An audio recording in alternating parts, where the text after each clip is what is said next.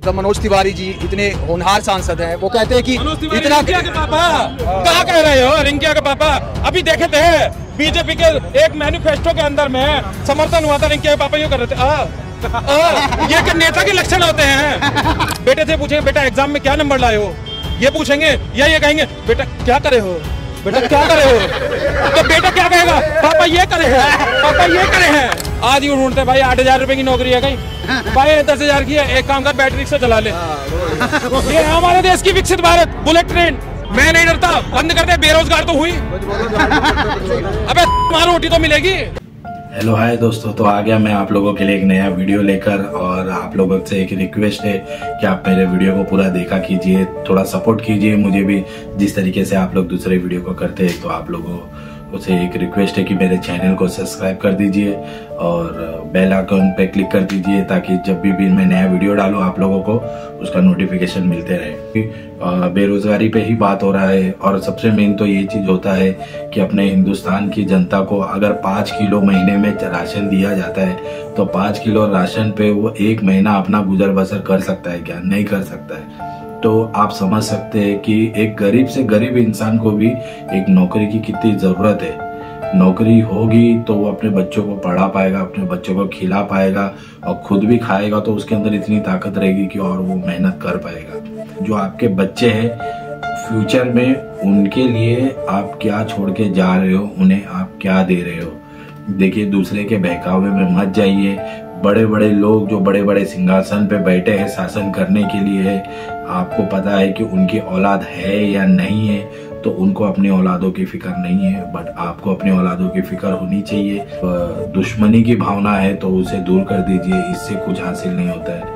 प्यार मोहब्बत से रहिए, अपने हिंदू भाई से प्यार मोहब्बत से रहिए, और जो हिंदू भाई है मुस्लिम भाई लोग से प्यार मोहब्बत से रहिए। बस यही है सपोर्ट।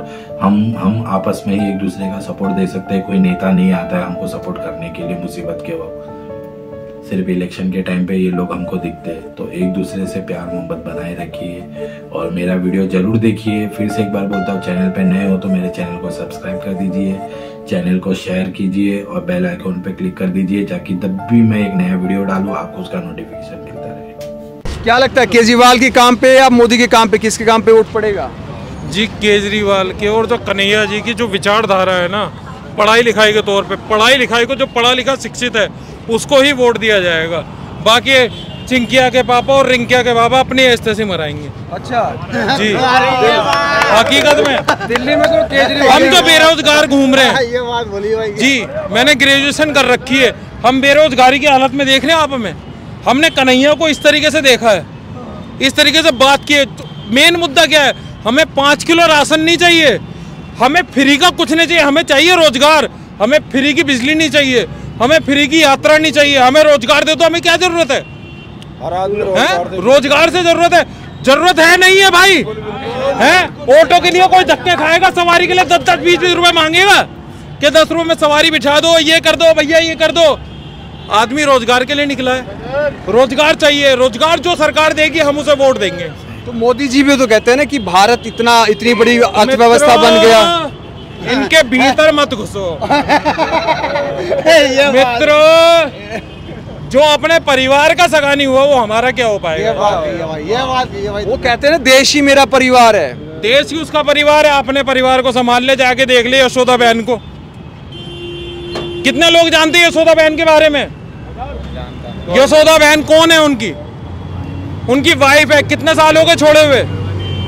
मैं बीजेपी का सपोर्टर था, जय श्री राम बोलता था, आज भी बोलता हूं, लेकिन मैं बीजेपी के समर्थन में नहीं हूं। बीजेपी की विचारधारा के समर्थन में हूं, लेकिन बीजेपी के कार्य के समर्थन में नहीं हूं। मनोज तिवारी हमारे यहाँ का सांसद है, कभी हमने देखा नहीं। कन्हैया मित्तल को जाके देखिए, जेएनयू से और लेके आज तक भी जनता के बीच में इस तरीके से घूमता है। भाई क्या परेशानी है, क्या नहीं है, और उसका कोई पार्टी का कोई एजेंडा नहीं है। पार्टी का एजेंडा उसका क्या रहता है?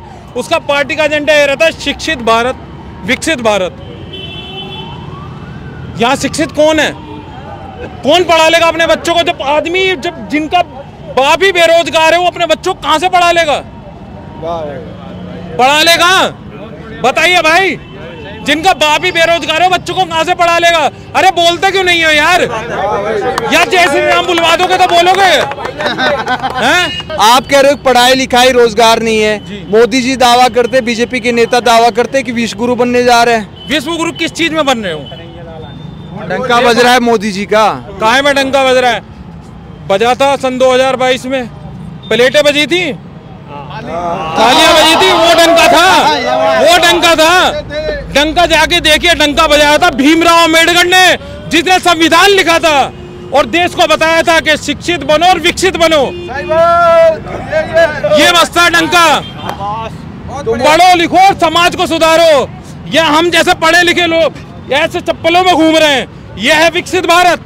देख लीजिए आज मेरी परिस्थिति, यह है विकसित भारत हमारा। तो आपने वोट किया था क्या मोदी जी को? मोदी जी को मैं सपोर्ट में था, सन 2014 में था, सपोर्ट में था। जब प्रधानमंत्री अटल बिहारी वाजपेयी थे, प्याज का रेट 99 रुपए किलो बिक गया था। मैं बहुत छोटा था, मैं सोचता था कांग्रेस हमारे साथ बहुत गलत कर रही है, प्याज का रेट इतना कैसे पहुंच गया, हम बीजेपी के सपोर्ट में हैं। बहुत छोटी बात बता रहा हूं, लेकिन देखा ये तो साले उससे बड़े चोर आके बैठे हुए हैं। 2019 में सपोर्ट नहीं किया आपने? 2019 में भी सपोर्ट किया, चलो अब करके दिखाएंगे। अबे विकास के नाम पे 6 बेटियां पैदा कर दी, महंगाई, बेरोजगारी, अब गिनवाए, विकास तो पैदा हुआ ही नहीं। 6 बेटियां पैदा कर दी साले ने, विकास तो आज तक दिख ही नहीं रहा। कहाँ है? कौन सा अस्पताल में है विकास? वो कह रहे हैं कि विकास का नाम मोदी की गारंटी है। उसकी खुद की गारंटी नहीं है भैया, जाने दो हमें, हम अपना रोजगार ढूंढ रहे हैं। क्या कमी रहेगी? वो कह रहे हैं युद्ध रुकवा देते हैं मोदी जी, और मोदी जी का दुनिया में अब पूछता है, भारत को कोई पूछता नहीं था, ये दावा किया। किस बात पे होता है? एक बात ये बताओ, युद्ध किस बात पे होता है? आज हमें रोजगार मिल जाए, हम तुम लोग भीड़ लगा के यहाँ खड़े होंगे, सब अपने अपने काम चलेंगे। चले यार 400 रुपए कमाने, चले यार 500 रुपए कमाने, हम यहाँ थोड़ी खड़े होंगे। जब हमें रोजगार मिलेगा, युद्ध ही क्यों होगा? आज मेरा भाई कोई आ जाए यहाँ से, बीजेपी का कह रहे दुनिया के देशों में युद्ध होता है तो मोदी जी रुकवा देते हैं, इतना डंका बज रहा है और आप कह रहे हैं कि कोई गारंटी नहीं। आप रिपोर्टर है, पढ़े लिखे हैं, आप सब कुछ जानते हैं कितने मोदी जी पढ़े लिखे हैं, कितने कौन क्या है।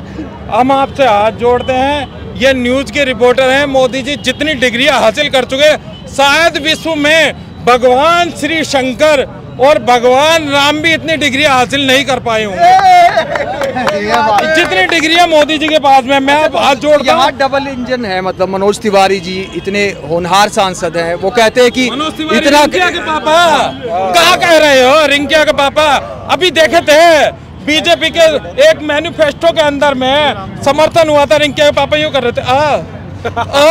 ये क्या नेता के लक्षण होते हैं? नेता कौन होता है? एक शिक्षक होता है, एक शिक्षक होता है, एक परिवार का एक बाप होता है। और हमारा क्षेत्र जो एक परिवार है, उसका बाप का कब मतलब होता है? आपके पिताजी आपके घर पे आके यूं करेंगे, बेटे से पूछेंगे बेटा एग्जाम में क्या नंबर लाए हो, ये पूछेंगे, या ये कहेंगे बेटा क्या करे हो, बेटा क्या करे हो, तो बेटा क्या कहेगा? पापा ये करे हैं, पापा ये करे हैं। अरे भैया रहने दो, तो कलाकारी है ना उनकी, तो गाने बनाते थे तब क्या बुराई? राजनीति के अंदर है, राजनीति के अंदर कलाकारी नहीं, देश का विकास चाहिए होता है। पहले गाते थे ना वो तो गाने। वो नेहा राठौड़ भी ये मुद्दा उठाती है कि मनोज तिवारी ऐसे गाने गाते थे। तो गाना अलग चीज है, काम अलग चीज है ना। हमें गानों से आपत्ति नहीं है, हम बता रहे हैं। देखिए मैं कटिंग मास्टर हूँ, मैं कपड़ों की कटिंग करता हूँ, ठीक है जी, मैं अपना कटिंग कर रहा हूँ, लेकिन घर जाके मेरी जिम्मेदारी क्या बनती है? अपने बच्चों के बारे में, अपने परिवार का हालचाल देखना।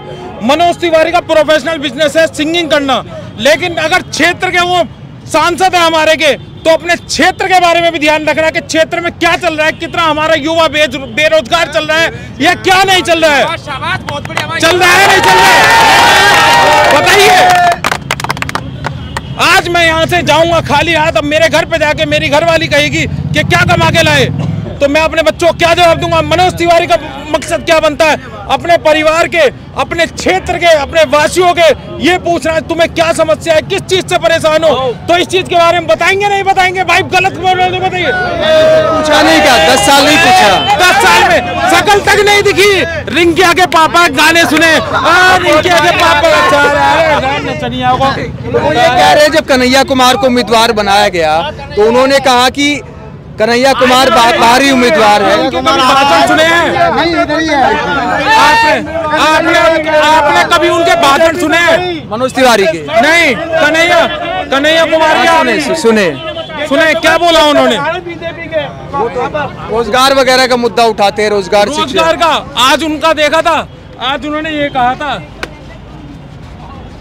कि ईस्ट दिल्ली के अंदर हम ही हैं, क्योंकि उन्होंने सबसे बड़ी बात ये कही थी, उन्होंने ये नहीं कहा था कि मैं राम मंदिर के ऊपर लड़ूंगा, मैं हिंदू मुसलमान के ऊपर लड़ूंगा, मैं ये करूंगा। उन्होंने साफ सीधी बात ये कही थी, मैं युवाओं के बेरोजगारी के ऊपर ध्यान रखूंगा, मुझे 5 किलो राशन नहीं देना, मुझे रोजगार देना है।